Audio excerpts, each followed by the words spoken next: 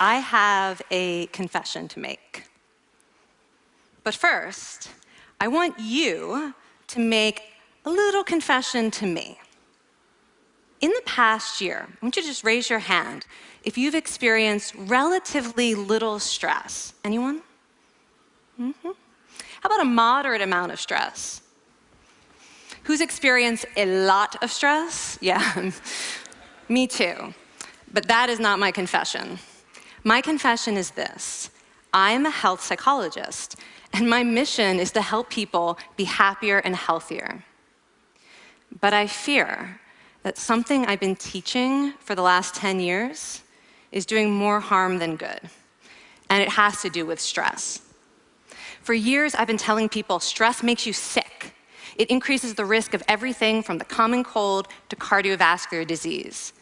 Basically, I've turned stress into the enemy. But I've changed my mind about stress. And today, I want to change yours. Let me start with the study that made me rethink my whole approach to stress. This study tracked 30,000 adults in the United States for 8 years. And they started by asking people, how much stress have you experienced in the last year? They also asked, do you believe that stress is harmful for your health? And then they used public death records to find out who died. Okay, some bad news first. People who experienced a lot of stress in the previous year had a 43% increased risk of dying. But that was only true for the people who also believed that stress is harmful for your health. People who experienced a lot of stress but did not view stress as harmful were no more likely to die. In fact, they had the lowest risk of dying of anyone in the study, including people who had relatively little stress. Now, the researchers estimated that over the 8 years they were tracking deaths, 182,000 Americans died prematurely, not from stress, but from the belief that stress is bad for you. That is over 20,000 deaths a year. Now, if that estimate is correct, that would make believing stress is bad for you the 15th largest cause of death in the United States last year, killing more people than skin cancer, HIV, AIDS, and homicide. You can see why this study freaked me out. Here I've been spending so much energy telling people stress is bad for your health.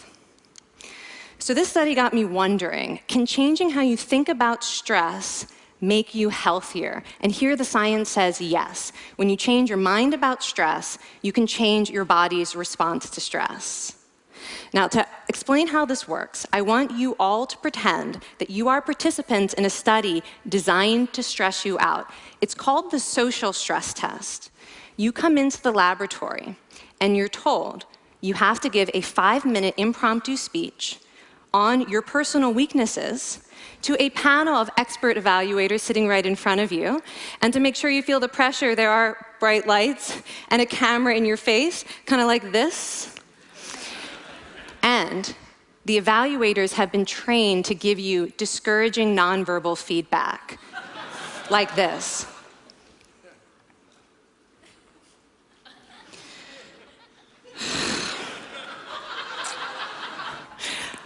Now that you're sufficiently demoralized, time for part 2, a math test. And unbeknownst to you, the experimenter has been trained to harass you during it. Now, we're going to all do this together. It's going to be fun. For me. Okay. I want you all to count backwards from 996 in increments of 7. You're going to do this out loud as fast as you can, starting with 996. Go. Go faster. Faster, please. You're going too slow. Stop, stop, stop, stop. That guy made a mistake. We're going to have to start all over again. You're not very good at this, are you? Okay, so you get the idea. Now, if you were actually in this study, you'd probably be a little stressed out. Your heart might be pounding, you might be breathing faster, maybe breaking out into a sweat. And normally, we interpret these physical changes as anxiety or signs that we aren't coping very well with the pressure. But what if you viewed them instead as signs that your body was energized, was preparing you to meet this challenge? Now, that is exactly what participants were told in a study conducted at Harvard University. Before they went through the social stress test, they were taught to rethink their stress response as helpful. That pounding heart is preparing you for action. If you're breathing faster, it's no problem. It's getting more oxygen to your brain. And participants who learned to view the stress response as helpful for their performance, well, they were less stressed out, less anxious, more confident. But the most fascinating finding to me was how their physical stress response changed. Now, in a typical stress response, your heart rate goes up and your blood vessels constrict like this. And this is one of the reasons that chronic stress is sometimes associated with cardiovascular disease. It's not really healthy to be in this state all the time. But in the study, when participants viewed their stress response as helpful, their blood vessels stayed relaxed like this.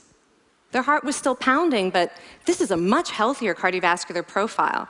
It actually looks a lot like what happens in moments of joy and courage.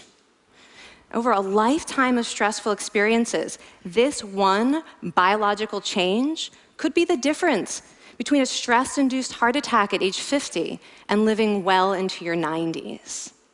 And this is really what the new science of stress reveals, that how you think about stress matters. So my goal as a health psychologist has changed. I no longer want to get rid of your stress. I want to make you better at stress. And we just did a little intervention. If you raised your hand and said you'd had a lot of stress in the last year, we could have saved your life. Because hopefully the next time your heart is pounding from stress, you're going to remember this talk, and you're going to think to yourself, this is my body helping me rise to this challenge. And when you view stress in that way, your body believes you, and your stress response becomes healthier. Now, I said I have over a decade of demonizing stress to redeem myself from. So we are going to do one more intervention. I want to tell you about one of the most underappreciated aspects of the stress response. And the idea is this: stress makes you social. To understand this side of stress, we need to talk about a hormone, oxytocin. And I know oxytocin has already gotten as much hype as a hormone can get. It even has its own cute nickname, the cuddle hormone, because it's released when you hug someone. But this is a very small part of what oxytocin is involved in. Oxytocin is a neurohormone. It fine-tunes your brain's social instincts. It primes you to do things that strengthen close relationships. Oxytocin makes you crave physical contact with your friends and family. It enhances your empathy. It even makes you more willing to help and support the people you care about. Some people have even suggested we should snort oxytocin, right, to become more compassionate and caring. But here's what most people don't understand about oxytocin. It's a stress hormone. Your pituitary gland pumps this stuff out as part of the stress response. It's as much a part of your stress response as the adrenaline that makes your heart pound. And when oxytocin is released in the stress response, it is motivating you to seek support. Your biological stress response is nudging you to tell someone how you feel instead of bottling it up. Your stress response wants to make sure you notice when someone else in your life is struggling so that you can support each other. When life is difficult, your stress response wants you to be surrounded by people who care about you. Okay, so how is knowing this side of stress going to make you healthier? Well, oxytocin doesn't only act on your brain, it also acts on your body.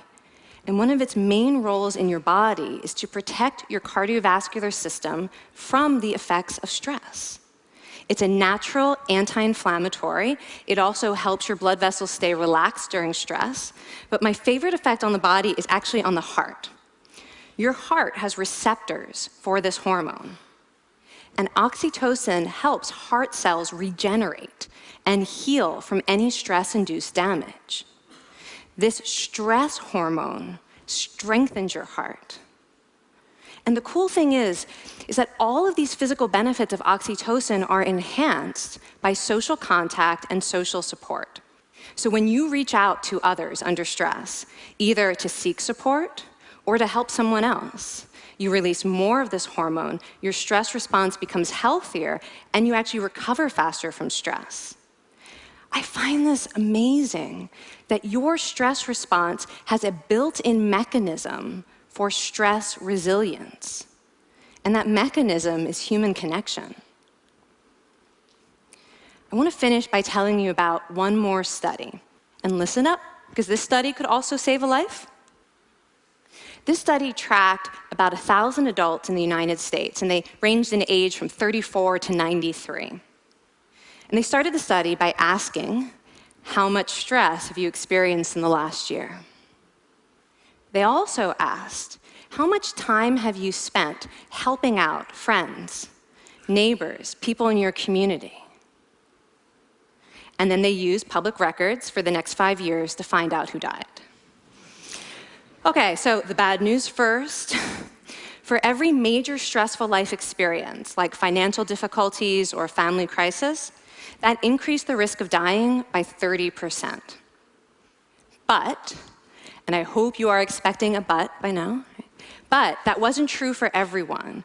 People who spent time caring for others showed absolutely no stress-related increase in dying, 0.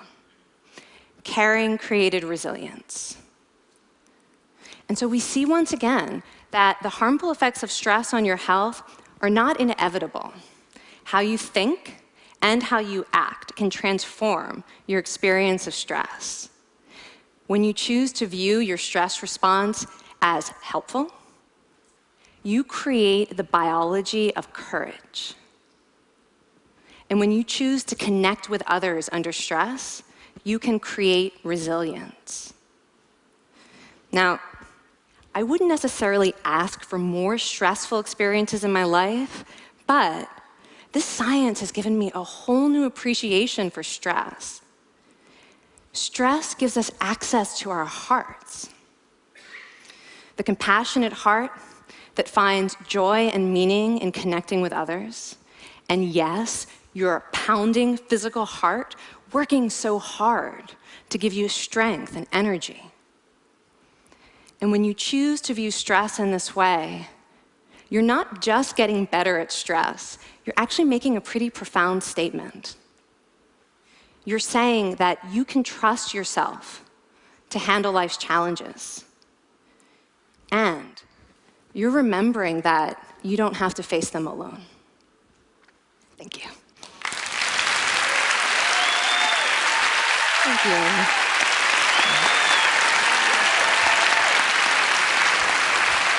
I mean, this is kind of amazing what you're telling us. It seems amazing to me that a belief about stress can make so much difference to someone's life expectancy. How would that extend to advice? Like if someone's making a lifestyle choice between, say, a stressful job and a non-stressful job, does it matter that which way they go, that it's equally wise to go for the stressful job so long as you believe that you can handle it in some sense? Yeah, and one thing we know for certain is that chasing meaning is better for your health than trying to avoid discomfort. And so I would say that's really the best way to make decisions, is go after what it is that creates meaning in your life, and then trust yourself to handle the stress that follows. Thank you so much, Kelly. Thank you. It's really cool.